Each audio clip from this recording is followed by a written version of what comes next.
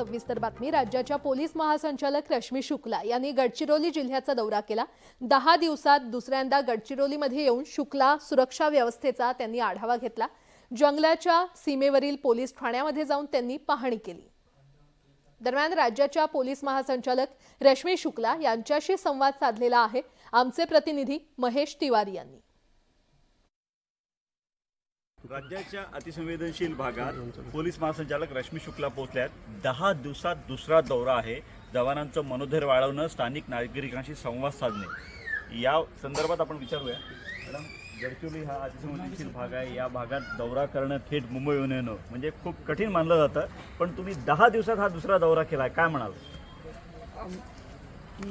माझे लोकांबरोबर प्रेम आहे, गडचिरोलीच्या लोकांबरोबर प्रेम आहे म्हणून मी येत आहे। आता परत मार्च महिन्यात येणार आहे। हे माझ्या सातत्याने मी गडचिरोली ठिकठिकाणी जाणार आहे।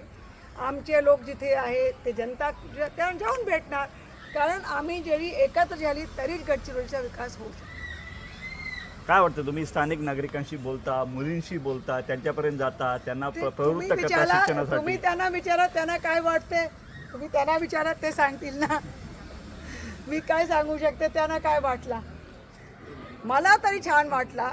मला माझ्या लोकांसोबत चर्चा करून फार चांगला वाटला। त्यांच्यासोबत बसून गप्पा मारून किंवा त्यांच्यासोबत जेवण करून किंवा जे भामरागडचे लोक आहे किंवा जिथे कुठेतरी मी जात आहे त्या लोकांना एकदा बोलले की मला पण वाटते की आम्ही एकत्र आहे, आम्ही एकाचे आहे।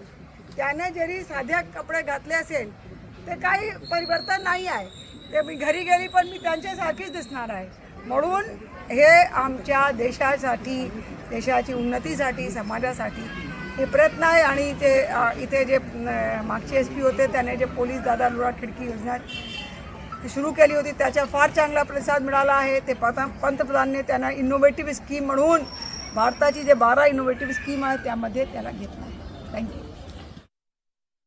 बातमीपत्रामध्ये आणखीन एक छोटासा ब्रेक। पाहत रहा न्यूज 18 लोकमत।